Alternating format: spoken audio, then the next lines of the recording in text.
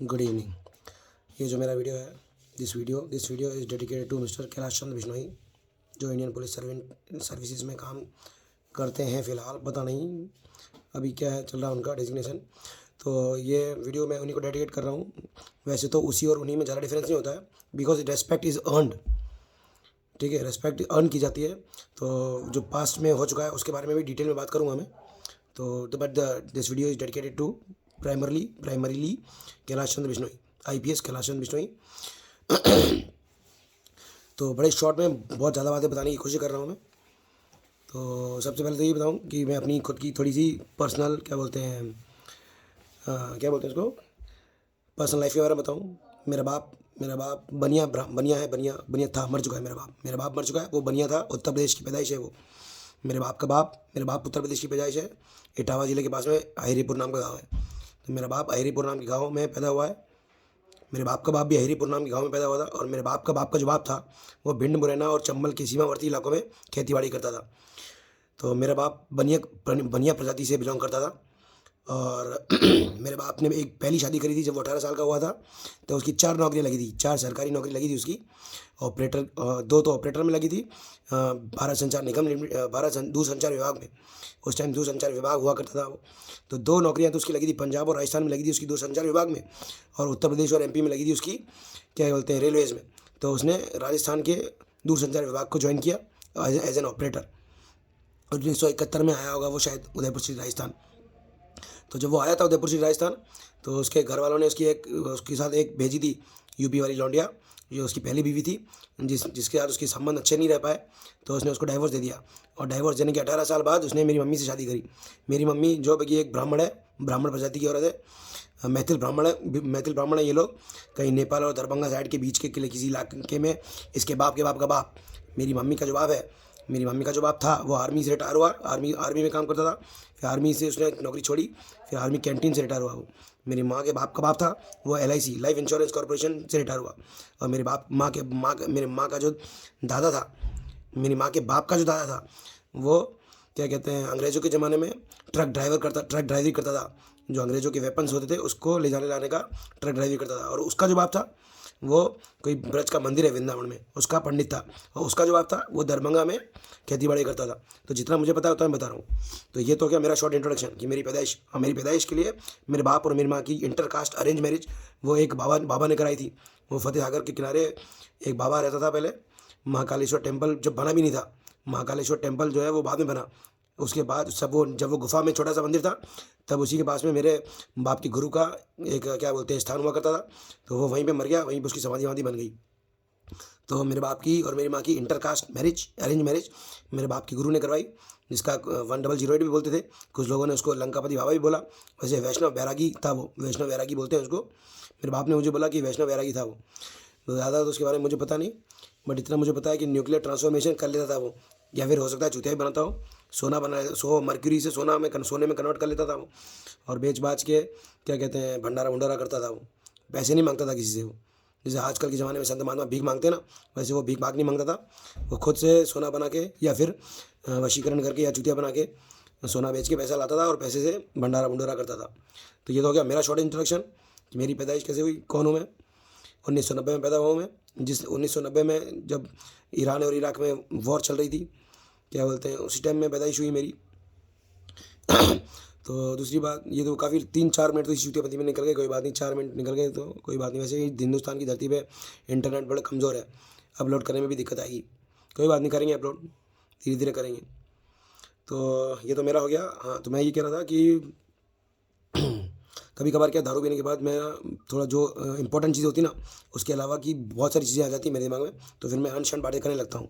बाकी कितना मैं पागल हूँ, कितना मैं विक्षिप्त हूँ, या कितना मैं मेंटली अनस्टेबल हूँ, उसके लिए तो एक पैनल बिठाना पड़ेगा। तो क्या है ना, मैंने तो जब डॉक्टर ने मुझे बीमार किया था ना वही, तब मैंने सोचा था कि मैं डॉक्टरों को है ना फिज़िकली फील करवा दूंगा मैं। क्योंकि डॉक्टर प्रजाति के जो लोग होते हैं, वो डॉक्टर बनना बड़ा आसान काम है ना। दूसरों की बीमारियाँ चेक करके, उनके लक्षण चेक करके और दवाइयाँ एक्सपेरिमेंट करते हैं वो लोग, है ना, तब जाके वो डॉक्टर बनते हैं। बाकी मैं वो इंसान हूँ ना, मैं बीमारी पहले डॉक्टरों को खुद बीमारी दे दूँ और उसके बाद डॉक्टर खुद फील कर लें वो बीमारी, तब जाके पता पड़े उसको कि बीमारी क्या होती है और बीमार होना क्या होता है। तो उसके लिए तो क्या है, साइकेट्रिस्ट का बहुत बड़े पैनल बैठाना पड़ेगा, है ना। मेरे को अनस्टेबल घोषित करने के लिए पैनल बिठाना पड़ेगा, वो तो पॉसिबल नहीं शायद इस दुनिया में। बाकी तो क्या है, अभी मैं जब आ रहा था कहीं से, मैं आ रहा हूँ अभी, तो क्या बोलते हैं एम्स के कुछ डॉक्टर्स मुझे, मेरे एम्स के कुछ डॉक्टर बात कर, एम्स ऋषिकेश के कुछ डॉक्टर्स बात कर रहे थे कि इसको साइकेट्री वार्ड में कैसे लाएं। मैंने कहा तुम तो मुझे साइकेट्री वार्ड में ले आओगे, फिर अगर मैं तुम्हें शमशान ले गया तो क्या करोगे? हिंदुओं को शमशान, मुसलमानों को, क्रिश्चियनों को कब्रिस्तान, है ना, मरने के बाद वहीं जाते हैं इंसान। तो सुनाई देती मुझे बातें, मेरे कान कमज़ोर, मतलब कान, मैंने जो स्पिरिचुअल प्रोग्रेस के लिए जितनी मेहनत मैंने करी, उसमें आंखें तो मेरी धतूरा खाने के बाद ही खुली, बट क्या है, कान मेरे चालू हो गए थे। त्राटक और क्या बोलते हैं, दर्पण त्राटक एंड कैंडल गेजिंग से मेरे कान तो मजबूत हो गए थे, मेरे को बातें सुनाई देती हैं लोगों की, दिखाई देना धतूरा खाने के बाद चालू हो गया था। मगर उसकी भी एक लिमिट होती है, विंडो होती है एक।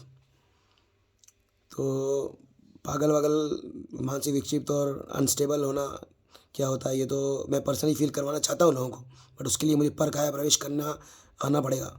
जिस दिन मैंने परकाया प्रवेश कर लिया ना, उस दिन मैं सबको सब कुछ सिखा दूंगा मैं।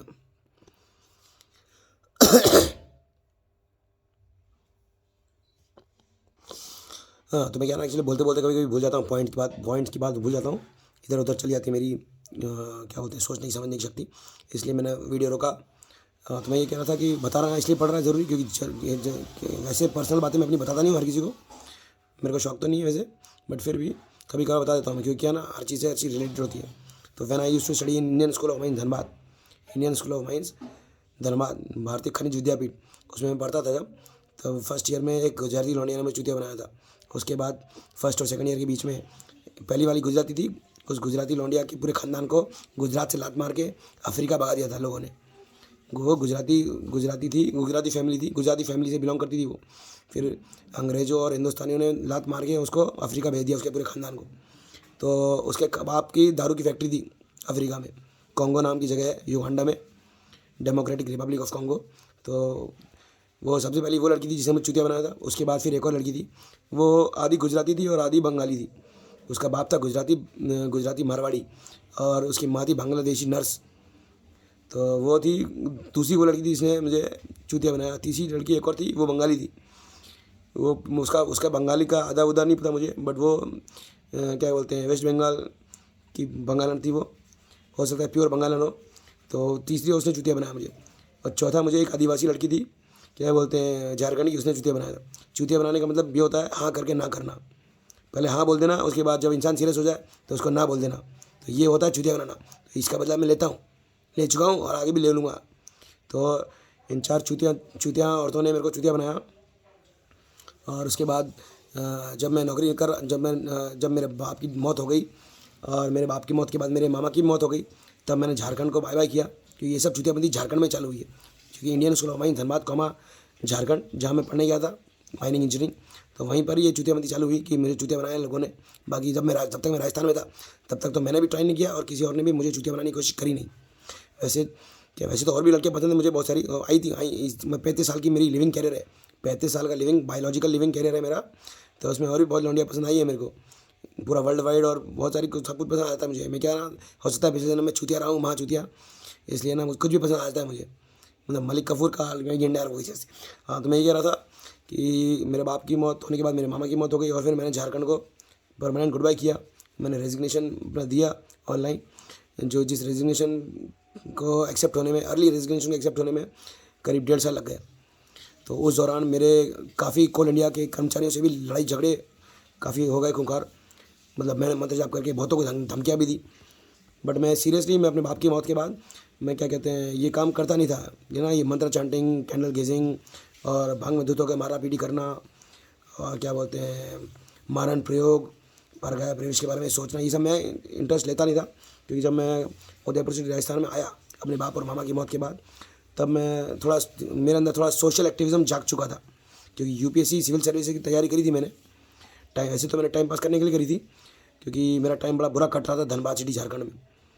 तो मैंने कहा कल कोई बात नहीं, क्या बोलते हैं, मेरे कुछ सीनियर्स थे तो वो सब सिविल सर्विस की तैयारी करते थे, तो मैं उनके साथ चिपक गया और निकल गया दिल्ली। तो 6 महीने दिल्ली में रहा और सिविल सर्विस का मैंने प्रिपरेशन कोशिश करी। तो मेरे को सिलेबस पता पड़ा, तो सिलेबस काफ़ी अच्छा लगा मुझे, क्योंकि मैंने ज्योग्राफी लिया था सब्जेक्ट। मैंने ज्योग्राफी सब्जेक्ट ऑप्शनल में लिया था, और वैसे भी हिस्ट्री वगैरह और ये जानना मेरे को थोड़ा अच्छा लगा, मेरे को सब्जेक्ट्स अच्छे लगे, पढ़ाई अच्छी लगी। तो मैंने पढ़ाई लिखाई करी, तो मेरे को इसलिए थोड़ा बहुत क्या ना, वैसे तो मुझे पता ही नहीं था। वैसे तो मुझे क्या, बचपन जब मैं छोटा बच्चा था ना, तब एक कहावत मेरे मुँह से निकली थी कि पुलिस अगर हमारी रक्षा करती है तो पुलिस वाले की रक्षा कौन करता है। तो मेरे अंदर इतना कोई जुनून नहीं था यूपीएससी क्लियर करके सिविल सर्विसेज एंटर करने का, बट फिर भी पढ़ाई लिखाई करी मैंने टाइम पास करने के लिए, हाई क्वालिटी टाइम पास। तो इसलिए मैं थोड़ा रिस्पेक्ट करता था सिविल सर्वेंट्स की। तो जब मैं उदयपुर से राजस्थान में आया मेरे बाप के और मेरे मामा के मरने के बाद, तब मैंने सोशल एक्टिविज़म की तरफ काफ़ी ध्यान दिया। मैंने काफ़ी खर्चा किया, मैंने काफ़ी चीज़ें खरीदी, और काफ़ी डिस्प्यूट्स भी थे मेरे और मेरे पड़ोसियों के साथ, मेरे और मेरे पड़ोसियों के साथ। मेरे पड़ोसियों में सबसे दमदार इंसान सेंट ग्रेगोरियस, जो कि मरा हुआ इंसान है, सेंट ग्रेगोरियस फ्रॉम अल्लापुरा। केरल प्रदेश में एक जगह है अल्लापुरा, वहाँ पर एक जगह है परूमला। उस परूमला का एक मरा हुआ पादरी जिसका नाम है सेंट ग्रेगोरियस। तो उस सेंट ग्रेगोरियस, उस मरे हुए इंसान के नाम पे एक बड़ी संस्थान है, सेंट ग्रेगोरियस तुच्छ माध्यमिक विद्यालय। वहाँ पर एक बहुत बड़ा चर्च भी है, Saint Gregorios Malankara Syrian Orthodox Church. तो मेरे कुछ पड़ोसियों से मेरे खूंखार रिश्ते हुए, तो मैंने पुलिस एंड एडमिनिस्ट्रेशन की मदद लेने की काफ़ी कोशिश करी।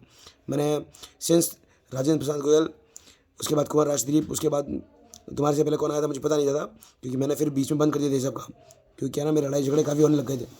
तो मैंने फिर पूजा पाठ करना चालू कर दिया, फिर मैंने कैंडल गेजिंग करना चालू कर दिया था, कैंडल गेजिंग, मिरर गेजिंग, और क्या कहते हैं मंत्रा चांटिंग, ये सब काम चालू कर दिए थे मैंने। फिर मैंने कंप्लेन वगैरह करना छोड़ दिया। बाकी पहले मैं कंप्लेनबाजी खूब करता था, और सीधा district collector and superintendent of police और एडिशनल डिविजनल कमिश्नर, इन 3 को मैंने कंप्लेंट्स करी है काफ़ी, बट कभी किसी कंप्लेंट का कुछ खास फ़ायदा नहीं हुआ मुझे।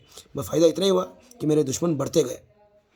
जो लोअर लेवल के पुलिस कर्मचारी और लोअर लेवल के एडमिनिस्ट्रेटिव जो भी हेड्स होंगे, उनको मुझसे नफरत होने लग गई, क्योंकि वो मेरे से क्या कहते हैं, मैं उनकी इतनी इज्जत नहीं कर रहा था। मैं उनके आगे हाथ जोड़कर भीख नहीं मांग रहा था अपना काम कराने के लिए, मैं सिर्फ कंप्लेंट कर रहा था, कि मुझे लगता था कि मैं कंप्लेंट करूँगा तो मेरा काम हो जाना चाहिए अपने आप, क्योंकि पढ़े लिखे इंसानों को तो चीज़ समझ में आती है, और पढ़े लिखे इंसान को भी चीज़ ना समझ में आए तो फिर बाढ़ में जाए पढ़े लिखे इंसान और पढ़ाई लिखाई। तो मैं कंप्लेंट करता था, मेरी कितनी कंप्लेंट्स कहाँ तक पहुँची तो मुझे पता नहीं, बट इतना मुझे पता है कि राजेंद्र प्रसाद गोयल को मैंने विद रेस्पेक्टेड सैल्यूटेशन के साथ में एक कंप्लेंट करी थी, जो कोल इंडिया के अधिकारियों ने मेरे को मेरे अर्ली रेजिग्नेशन को अर्ली नहीं रहने दिया। तो मैंने कंप्लेंट करी थी, रिटर्न में कंप्लेंट करी, बाय स्पीड पोस्ट मैंने भेजी। उसके बाद भी बहुत दिनों तक उसका कोई रिप्लाई नहीं आया, कोई एक्नॉलेजमेंट नहीं आया। तो मैंने राजेंद्र प्रसाद गोयल को on his WhatsApp number message भी किया, फिर भी कोई रिप्लाई नहीं आया। उसके बाद फिर मैंने राजस्थान संपर्क के पोर्टल पर कंप्लेंट डाली, तब जो 2 चूतिए 2 ठुल्ले आए मेरे घर पे, इसमें एक का नाम है राकेश कुमार, एक का नाम है धीर सिंह। ये दोनों चूतिए आए, इन दोनों ने रिपोर्ट लिखी। तो मैंने लिखवाया कि मैंने जो कंप्लेंट करी है उस पर एक्शन लिया जाए, क्योंकि मेरा जो रेजिग्नेशन डिले हुआ है उसकी वजह से मुझे काफ़ी मेंटल हरासमेंट हुआ है, और मेरे को गुस्सा भी बढ़ते जा रहा है। तो मैं चाहता हूँ कि एक्शन लो, क्योंकि मेंटल हरासमेंट के अगेंस्ट में भी एक्शन होता है, पुलिस कंप्लेंट भी होती है। बट उन लोगों ने मेरे सामने तो मेरी वही लिखा जो मैंने बोला, और जैसे ही थोड़ी देर बाद वो लोग पुलिस स्टेशन पहुँचे तो मेरे को मैसेज आया राजस्थान संपर्क पोर्टल से कि जो प्रार्थी है वो क्या कहते हैं, हमारी कार्रवाई से संतुष्ट है, और है ना कोई भी एक्शन ना लेने को बोल रहा है। तो मैंने धीर सिंह को फ़ोन करके बोल दिया था कि कंप्लेंट तो मैं वापस कर दूँगा, बट ये गलत बात है, ये अच्छी बात नहीं है। खोपड़ा ख़राब हो गया था मेरा, मन तो कर रहा था कि मार दूँ जान से, बट वही बात है कि अभी क्या अकेला नहीं हूँ मैं, मम्मी जिंदा है। जिस दिन मैं अकेला हो गया ना, उस दिन तो मैं क्रिमिनल का हार्डकोर क्रिमिनल तो छोटी चीज़ होती है, बता रहा बड़ा खून खराबा कर सकता हूँ मैं बहुत बुरी तरीके से। और फिर मैं ऐसे खून के आंसू रुला सकता हूँ ना, कि मैंने कहा कि दुश्मनों को ही नहीं, दुश्मनों के 20 बच्चों तक जिता ना, वो परशुराम नाम का एक लौंडा था। मैंने कहानी सुनी है कि परशुराम ने 21 जन्मों तक क्षत्रियों की माचो दी थी, है ना, क्षत्रियों को मार डाला था, बट क्षत्रियों की 20 बच्चों को छोड़ दिया था, है ना। वो बीवियाँ फिर खत्रियों के साथ चुदी और फिर बच्चे पैदा किए उन्होंने, तो नस्ल वापस आ गई उनकी। तो मैं क्या थोड़ा परशुराम के आगे चलता हूँ मैं थोड़ा, ठीक है। तो मेरा क्या दिमाग थोड़ा ज़्यादा ख़राब है, मैं बीवी बच्चों को भी नहीं छोड़ूंगा।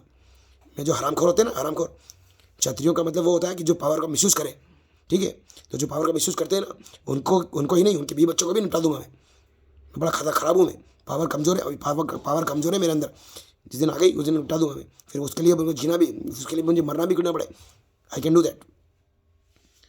तो जो कहानी मैंने सुनाई कि मैं जब आया था उदयपुर से राजस्थान, तो मैं सोशल एक्टिविस्ट का ही काम कर रहा था, जहाँ पर भी कुछ गलत नजर आता था मुझे, मैं कंप्लेंट करता था। बट मेरी कंप्लेनों से मुझे ही तकलीफ हुई कि मेरे दुश्मन बढ़ते गए मेरे, और क्या कहते हैं, मुझे ये सब लाइटली नहीं लग गए। तो फाइनली जो हुआ, लॉकडाउन लगा। लॉकडाउन के टाइम भी मैं इतना ज़्यादा खुकार नहीं हुआ था, बट राकेश कुमार नाम के एक ठुल्ले ने मेरी बाइक जब्त कर ली और मुझे रिसिप्ट भी नहीं दी। तो मेरा दिमाग ख़राब हो गया। उसके बाद ही मैंने ट्विटर पर, जिसको पहले अभी x.com हो गया, पहले twitter.com था, तो twitter.com पर मैंने जो एक पोस्ट लिखा था कि कैलाश चंद्र बिश्नोई SP, आनंदी IAS, मैंने दोनों की अकाल मौत की भविष्यवाणी करने की मैंने एक ट्वीट लिखा था।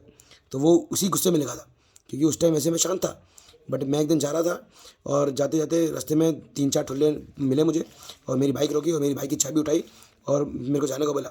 मैंने बोला रिसिप्ट दो, क्योंकि उस टाइम वो चल रहा था कि है ना, कहीं कहीं पे बाइक जब्त कर रहे थे, बट चालान काट के दे रहे थे, पर मुझे रिसिप्ट भी नहीं दी, चालान दिया। 25,000 रुपये लग गए मुझे वो बाइक वापस लेने में। वो बाइक थाने से वापस लेने में मुझे 25,000 रुपये लग गए।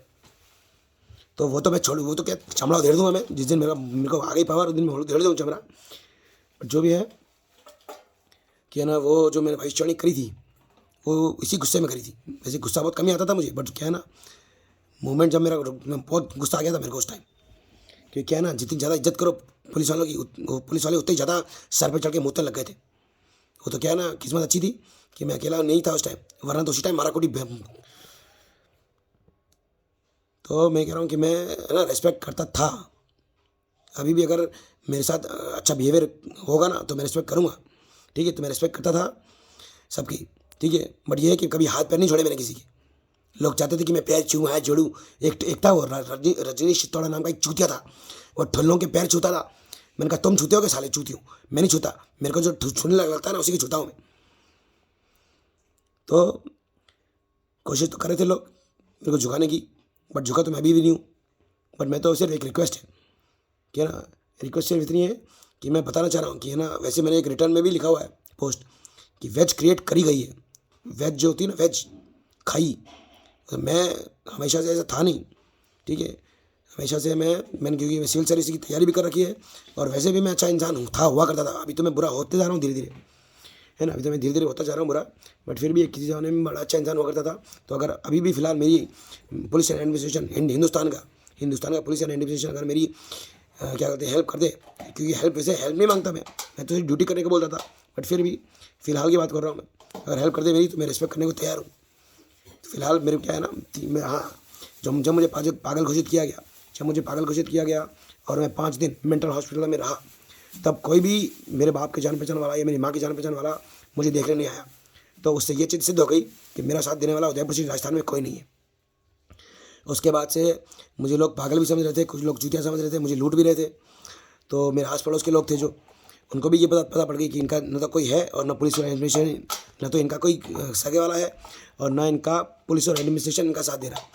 तो उन लोगों ने फिर हाथापाई करना भी चालू कर दिया, मतलब हाथापाई करना भी चालू कर दिया, गुंडागर्दी भी करना चालू कर दिया, पुलिस की धमकी भी देना चालू कर दिया। और पुलिस वाले भी ठुल्ले, हाँ ठुल्ले ही बोलता हूँ वैसे तो मैं, ठीक है, वो ठुल्लों ने भी मुझे परेशान करना चालू किया। और इसका सबूत भी दूंगा मैं। मेरे पास एक वीडियो तो था मेरे पास, जो है ना हैदराबाद वालों ने हटवा दिया, डिलीट करा दिया। जब ठुल्ले आए थे, ठुल्ले मेरे घर पे आए, जब मेरे ऊपर हमला हुआ, और क्या कहते हैं, मैंने पुलिस कंप्लेंट नहीं कराई, दूसरों ने डर के करा दी कंप्लेंट। तो ठुल्लों की टोली आई थी, गाली गलौज भी करा मुझसे मेरे साथ, उसका वीडियो भी था मेरे पास, बट वो हैदराबाद के कुछ लोगों ने वो डिलीट करवा दिया वो। तो वो तो खैर पुरानी बातें हैं, बट फिलहाल जो भी है कि है ना, उस पागलपन के घोषणा होने के बाद जब मेरे आस पड़ोस वालों ने मुझ पर क्या कहते हैं अत्याचार करने की कोशिश करी, कि मतलब गुंडागर्दी भी करी, पुलिस की धमकी भी करी, हाथापाई भी करी, भाटाबाजी भी हुई मेरे ऊपर, ठीक है, चोरी चकारी भी हुई है मेरे घर में। मेरे घर का करीबन 100% सामान, करीब 3-4 लाख रुपए का सामान चोरी हो चुका है मेरे घर का, जबकि मेरा घर बिल्कुल सेंट ग्रेगरी स्कूल के चर्च के सामने है ऑलमोस्ट, और CCTV कैमरा लगे रहते हैं, फिर भी मेरे घर का ऑलमोस्ट सारा सामान चोरी हुआ है।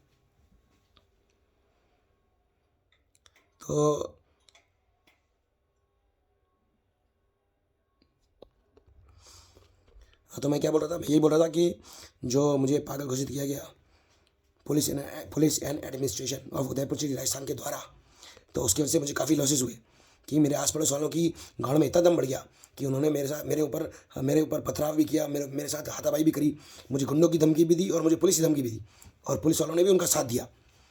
लोअर लेवल के बोलूँगा क्योंकि कोई बड़ा सीनियर ऑफिसर तो मेरे सामने आया नहीं, तो मैं यही बोल रहा हूँ कि इन सब कारणों की वजह से मेरे को घर छोड़ना पड़ा अपना। करीबन 5 साल, 4 साढ़े 4 साल से मैं घर से बाहर हूँ। बीच में एक बार वापस घर गया था, है ना। मैं उत्तराखंड हिमाचल गया, मैंने कहा किसी ढंग की जगह पर नदी किनारे में घर बनाऊंगा, क्योंकि 50-60 लाख रुपए थे मेरे पास जब मैं निकला था राजस्थान से। बट क्या है, उत्तराखंड और हिमाचल में भी नीच लोगों की कमी नहीं है, लालची बैठे हुए सब के सब, मार दूँ उनको भी आगे पीछे। तो मैं उत्तराखंड हिमाचल भी घूम चुका हूँ, कश्मीर भी घूम चुका हूँ, नॉर्थ ईस्ट भी घूम चुका हूँ, और बहुत सारे साउथ इंडिया भी घूम चुका हूँ। हर जगह मैंने ढूंढा और पता करने की कोशिश करी जहाँ पे सस्ती ज़मीन मिल जाए और जहाँ पे मैं घर बना लेता अपना। बट बना नहीं पाया, क्योंकि लालची लोग बहुत है दुनिया में, और सबको मरना, सब मरना चाहते हैं। मेरी हाथों मरेंगे आगे पीछे। तो फिलहाल जो कंडीशन है मेरी, कि मेरा एक घर पड़ा हुआ है, मेरी एक प्रॉपर्टी जो मेरी मम्मी के नाम पे है, उदयपुर जी राजस्थान में। तो अगर वो बिक जाए तो उसका पैसा लेकर मैं कहीं किसी गांव के इलाके में सेटल हो जाऊं, या फिर हो सकता है कि मैं जर्मनी या स्विट्ज़रलैंड या नीदरलैंड जाके एक्टिव यूथनेशिया भी परफॉर्म कर लूं।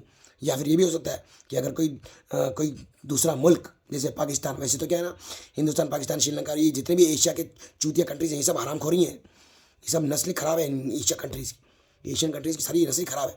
हर जगह एक सही होता है शाम काम। फिर भी मैंने कहा कोई बात नहीं, मैंने कहा हिंदुस्तान का कश्मीर तो देख लिया मैंने कहा पाकिस्तान का कश्मीर भी देख लूँ। तो मूड तो मेरा पाकिस्तान जाने का भी है, बट वो आगे की बात है कि पैसा होना चाहिए मेरे पास उसके लिए, क्योंकि फ्री में लोग काम कर नहीं रहे मेरा। क्योंकि है ना, जब तक मेरे पास पावर नहीं आएगी, या जब तक मैं पर काया प्रवेश करके निपटा नहीं दूँ किसी 2-3 बड़े इंसानों को, तब तक समझ में नहीं आएगा किसी को कि कौन हूँ मैं। तो बस रिक्वेस्ट इतनी है कि मेरी जो प्रॉपर्टी पड़ी है उदयपुर से राजस्थान में, जिसकी वैल्यू ऑलमोस्ट 1 to 1.25 करोड़ है, तो अगर ये मुझे मिल जाए किसी भी तरीके से, तो मैं क्या आगे बढ़ूँ फिर मैं। क्योंकि क्या है ना, आजकल मेरी पूजा पाठ भी हो रही है, मेरी या मेरे बाप की हो रही पूजा पाठ।